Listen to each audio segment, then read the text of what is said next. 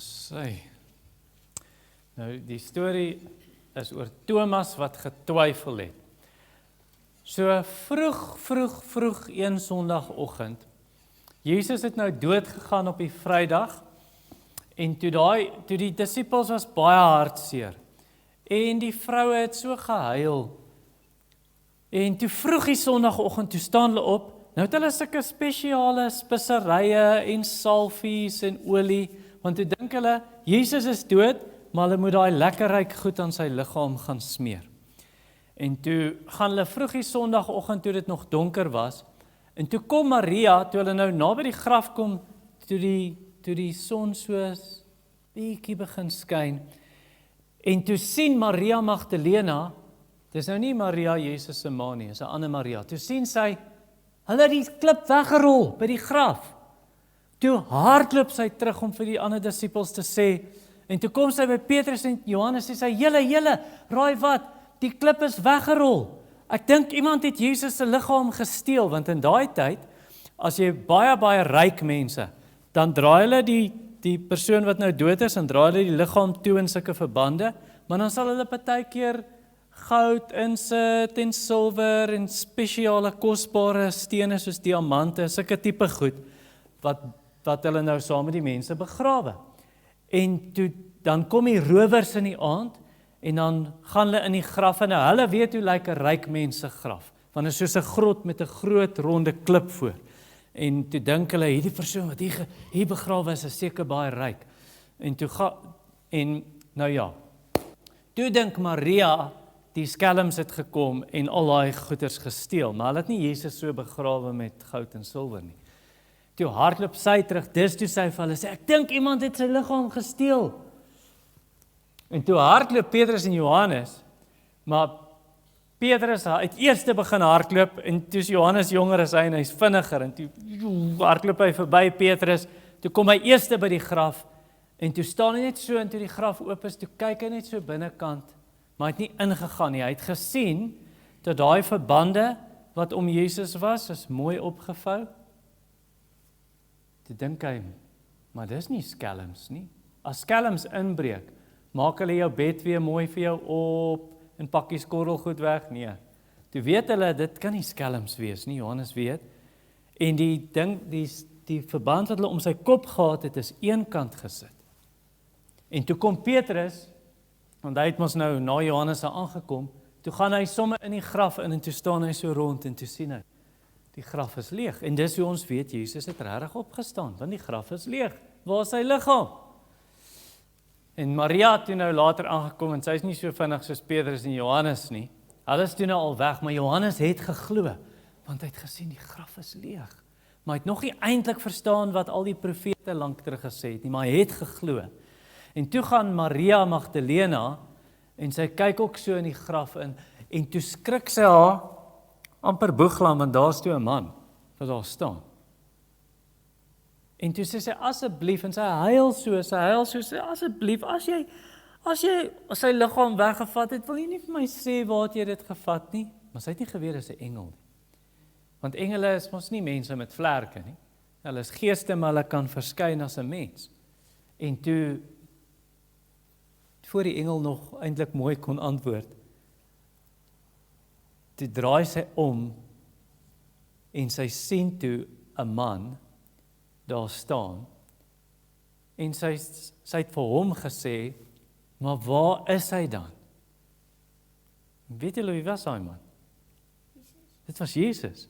Maar oë is so dik gehuil, en so rooi gehuil, ek weet nie of sy lekker kon sien, want sy het hom nie herken nie, en sy is mos nou by die graf, het jy al ooit as mense by julle huis is, nee?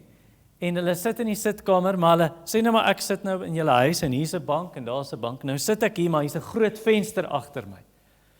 En die son skyn so van agter, kan jy my gesig mooi sien? Nee, dan lyk dit so donker. Miskien het dit Jesus so gelyk, en sy kyk so om, sy sê, waar is hy? Toe sê Jesus, Maria, en toe hy haar naam sê, toe weet sy dis Jesus. Toe sê sy, Rabboni, wat net beteken, my leermeester, en toe gaan sy, en sy buig voor hom, en sy vat sy voete, hy sê vir haar, Maria, jy kan my nie hier hou nie, Want ek het nog nie teruggegaan, jy moenie dink hierdie is nou al die wederkoms nie, ek moet nog teruggaan, maar gaan sê net vir die ander disippels, gaan sê vir hulle, dat jy het my gesien.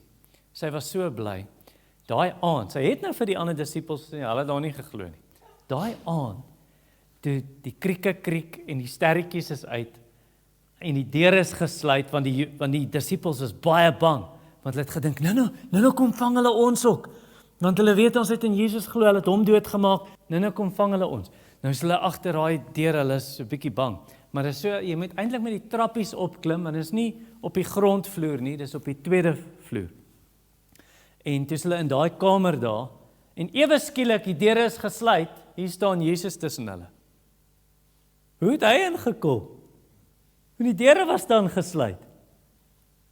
En toe hulle hom sien, hulle kan amper nie glo wat hulle sien nie, hulle is bang as 'n spook, hy sê, ek sien 'n spook nie, 'n gees het mos nie, bene soos ek nie, en spiere nie, vat aan my, sien dis ek, en hulle sien die merke in sy hande, daar waar die spykers deurgeslaan was, toe hy gekruisig is. Hy sê, hoekom kyk julle nog so verbaas? Het julle iets om te eet? Wat het julle geëet vanaand? Lekker vis, kan jy vir my 'n stukkie vis gee? Of wil jy nie? Gee dan vir my vis. Dankie. En hy eet toe die vis voor hulle, om vir hulle te wys, hy is nie 'n gees nie, hy is 'n regte, egte mens. Hulle is so opgewonde toe hulle dit sien. Maar daar was een van die disippels, eintlik 2 was nie daar nie, Judas was dood, want hy het mos 'n vyand van Jesus gewees. En dan was daar Thomas, hy was nie daar daai aand nie. Nou Thomas, hy het 'n tweeling boetie gehad. So sy ander naam was tweeling, Didymus. Maar hulle het hom maar Thomas genoem. En toe gaan vertel hulle natuurlik almal vir Thomas, raai wat, ons het Jesus gesien. Toe sê ek sal julle nie glo nie. Ek glo dit nie.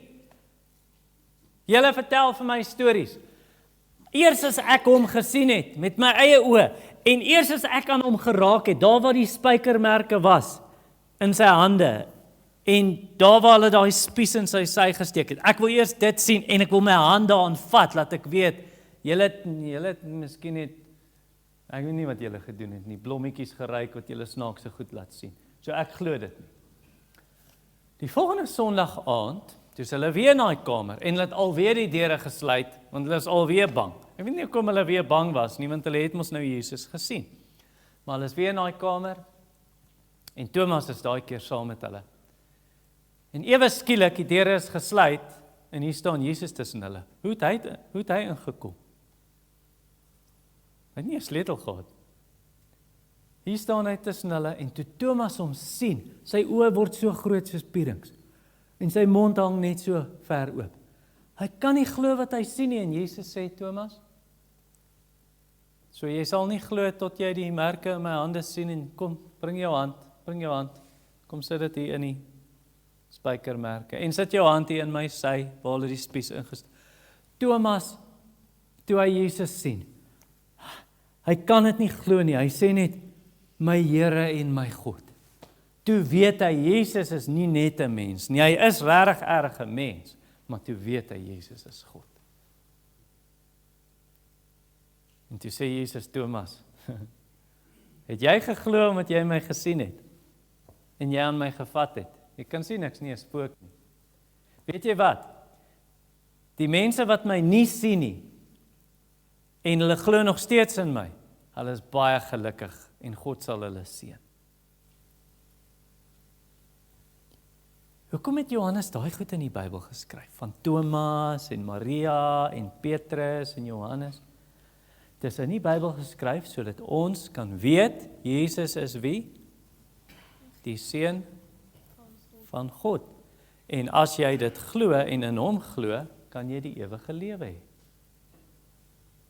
Wil jy die ewige lewe hê? Wil jy eendag vir altyd lewe by Jesus in die hemel?